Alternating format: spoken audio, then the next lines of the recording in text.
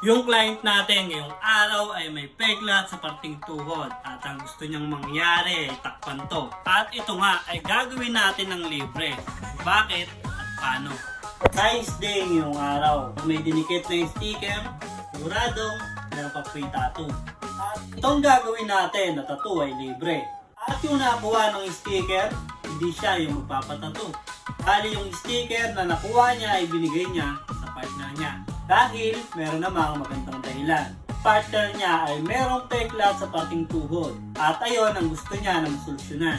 Meron nga siyang iba't ibang mga design na pinagpipilian. Pero dahil yung peklat niya sa gilid ng tuhod ay medyo pabilog, butterfly na lang yung naisip niya na ipatattoo. Bali, meron na siyang design na sinend sa atin noong una. Bali, butterfly sa kabilang side at dun sa kabilang side ay mayroong flowers. Meron pa naman siyang design na napili. Medyo pahaba at hindi nga lang umakma dun sa peklat niya na gustong patakpan. Maganda yung butterfly, lalo na dun sa kabilang side ay meron ng flowers. At ang kagandahan sa gagawin naming tattoo, kailangan namin matakpan yung peklat ni ma'am nang sa ganon ay maging confident siya. Medyo naiilang din daw kasi siya dun sa peklat niya sa parting tuhod. Kaya heto na, tatakpan na natin nang sa ganon ay maging magandang tignan yung parting tuhod ni ma'am. Hindi na siya mahihiya at meron na siyang confidence para ipakita yung parting tuhod niya at kahit mag-short na siya. Marami nga din sa atin may mga problema sa mga peklat at gustong matakpan.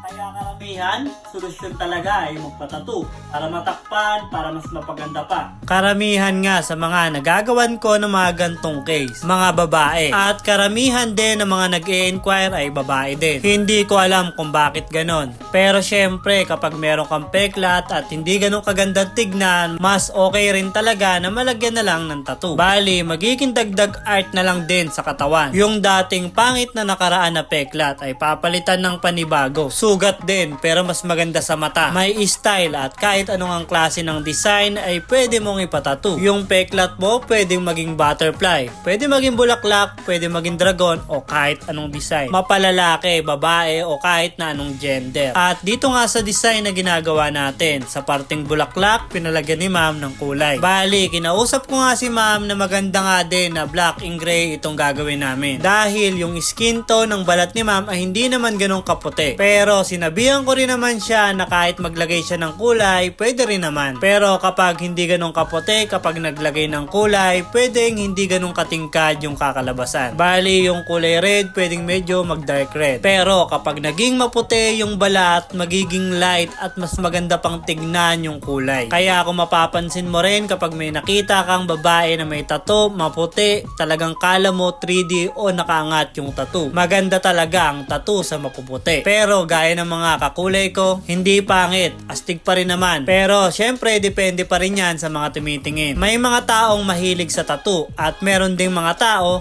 na ayaw sa tattoo. Pero kung meron ka rin peklat at medyo nahihiya ka, gaya nga rin ng pinapagawa ni ma'am at ayaw mo na rin niya makita, pwede mo na rin yan napatatuan. At hindi na natin to papatagalin pa. Linisan na natin yan gamit ang foaming soap ng Crazy Tattoo Product. At eto na yung kinalabasan sa ginawa nating tattoo kay ma'am. Ito yung peklat ni ma'am na gusto niyang matago. At sinulusyonan nga natin yan gamit ang tattoo. Libre na yung tattoo, natakpan pa yung peklat. Grabe ang swerte nga naman. Malay mo sa susunod, ikaw naman yung swerte.